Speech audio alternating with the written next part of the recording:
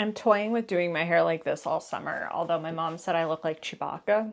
You be the judge. In college, my gay best friend and I joked that if we hadn't found love by 40, we'd have a baby with each other. 20 years later, I'm pulling the ripcord. From deciding on solo motherhood to choosing IVF, I'm Meredith, and this is the backup plan. This is my second week of taking medication for IVF. I'm taking estradiol, which you saw me take in the last episode, that first pill. It is the generic version of Estros. So you may be asking yourself, as I asked myself, what is estrogen priming? So I'm going to give you a little primer here. This is from a Polish website, but Polish women's bodies are the same as mine. So estrogen priming protocol. This is the protocol in which estrogen pills are used in the cycle before planned stimulation. Following ovulation, estrogen pills are usually taken in the amount of 2 times 2 milligrams. True, I've been taking one in the morning and at night. This is usually administered to women with low ovarian reserve. It downregulates the growth of follicles, thus increasing their number available for stimulation. In addition, it better coordinates the growth of the follicle and possibly increases the number of eggs to be collected. So look, it's worth the price of admission. That being said, this has been a terrible week, like awful. I have never had back pain like this. So I started doing research online as to like, what are the side effects of estradiol, of estros, estrace, estriadol, whatever, these pills. And I didn't find anybody really talking about back pain as much. I did find 1 or 2 websites that did mention it. It said there was a low chance of that as a side effect. It did say that the side effects that you get during your period are increased, and that's true. Normally the first day of my period, I have like a little bit of a crampiness, just a little bit. Usually my gut is very churny during that time, but my gut's always churny. I have had pain in my back that's so bad that it feels like all of the vertebrae in my back are like condensed and like bone on bone. It hurts so bad. Usually when I'm up and about during the day, it's okay-ish. It's when I'm going to bed at night that I'm absolutely dying. And I can't really take pain medication for it because of the antidepressant I'm on. If I take Aleve or if I take aspirin, my doctor's recommended that I don't. They say just take Tylenol, which normally works for me. Also, I have my mother's arthritis strength Tylenol here. Nothing. Like, it's just terrible. It's awful. And so at night, what I have found works best is a hot shower, which I take a shower before I go to bed every night. And I've been falling asleep with a heating pad on. But the problem is that in the days leading up to my period, I have the night sweats so bad. So I am just a sweaty, sweaty lady with all of this body pain. It feels like I've had a fever for a week, basically. It's awful. So I'm getting like, I think 4 or 5 hours of sleep a night. And then during the day, I just feel like doing nothing because I have no energy because I'm not sleeping. So it's been really terrible. But my period came last night. So I go in tomorrow it's for like an initial cycle treatment. So what they're going to do is take my labs again. So let's see if my bruise is just healed from my last blood taking. So we'll take some more.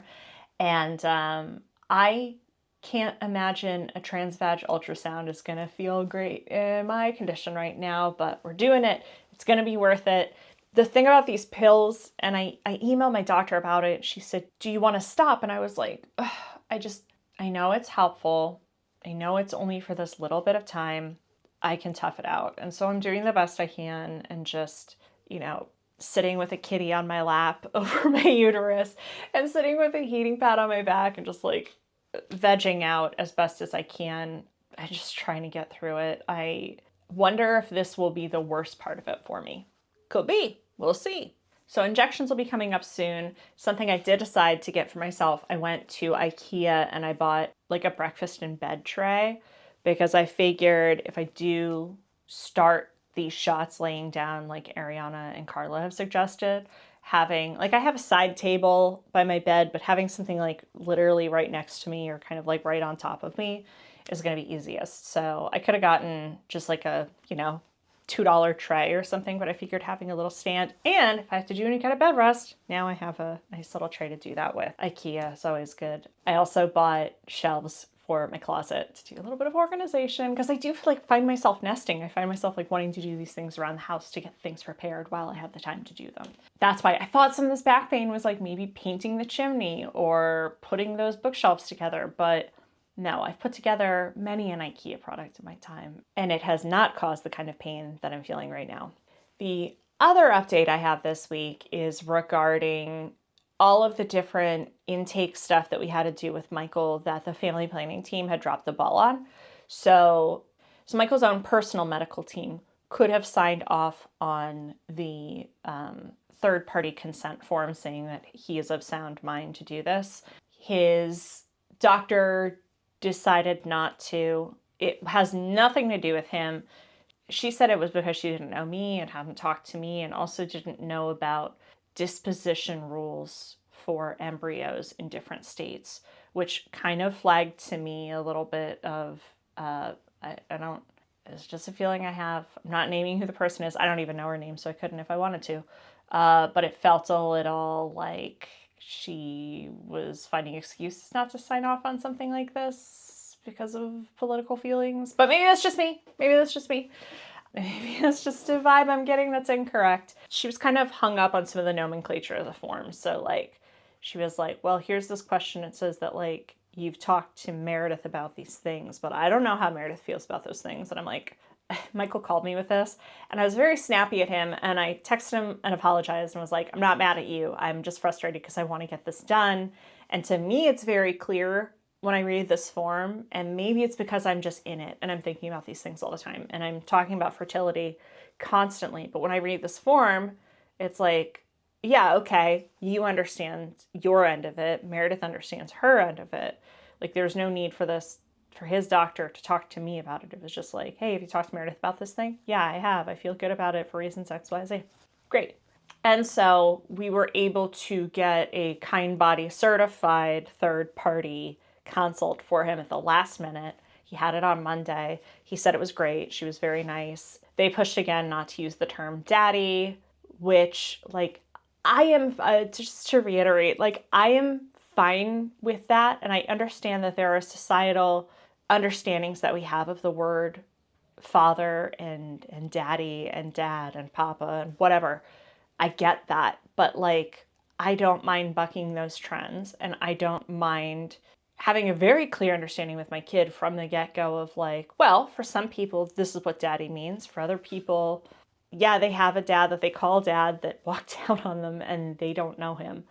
For us, it's this guy who is, mommy's very best friend. He is family. He cares about us very much. And, he comes and visits us, and we go and visit him, and it's fine. That's what it is. I don't mind establishing what that is from the very beginning, from the very start. There would never be, to me, an introduction of here's what it means. I've brought out this whiteboard, from the very beginning. He's daddy or gaddy, gay daddy. I don't know. Maybe we use our own term. Maybe the baby calls him Mikey. I don't know. I am kind of open to seeing where things go with the understanding of what it could be and what people think, and that I don't always care about what people think, and that it's gonna flesh itself out in its own way. But I do think about it a lot. So anyway, that's signed off on. Thank God. I think that I get to sign a waiver to say that we don't need a together consult, because that would be another $200 or $300. And you've heard us talk about this over and over. Obviously we know what we're in for. So maybe I just send them backupplannpod.com and they can see everything that we've talked about over and over. So those are the updates this week. I kind of feel as I am on this roller coaster ride or chugga chugga choo choo train, and each week I'm making these different stops, and it's here are the things I did to my body this week. Here are the symptoms I'm feeling. I kind of want to stray from having guests and just let you guys know. And really for me, this is for me too, to keep a diary of all of the things that I did, because it's funny because those first couple episodes I recorded, like even those are like so far in the distance. The way I felt about things has changed so much that I still need a little more distance from them. I don't want to go back and listen to them immediately because I hate listening to myself. But it's nice to have an audio / sometimes video memory book of all of the things that I've gone through for this whole process. So it's just going to be me for the next couple of weeks, hopefully. And then I will get pregnant, and then I will have more people on, and I'll still give you updates about what's going on with this bod, but maybe then I'll have some more people on for advice and stuff, because that will be totally new territory. And let's just hope this works the first time around. Let's just hope, because this is... I hope I don't have to do any more estrogen priming ever again in my life until I get to menopause, and then I can decide whatever I want to do with myself then. Thank you for listening. Feel free to share your experiences, ask me questions, or give advice on Instagram, and on YouTube is where I'm the most active. You can reach out on TikTok. Maybe I will answer there, but Instagram's better. Or reach out to me on my personal Instagram. That's Meredith K and the number 8. Thank you for listening, and thank you for coping with me. I didn't want to record this today, and I'm going to edit it as fast as I can and lay back down on the couch, because that's all I want to do. All right. Thanks, guys. The Backup Plan is created, produced, and hosted by me, Meredith Kate. Julian Hagans is my co-producer. You can find us on social media at Backup Plan Pod. The best place to get updates is to sign up for our newsletter at backupplanpod.com, where we also post all episodes, show notes, and transcripts. Thank you for listening.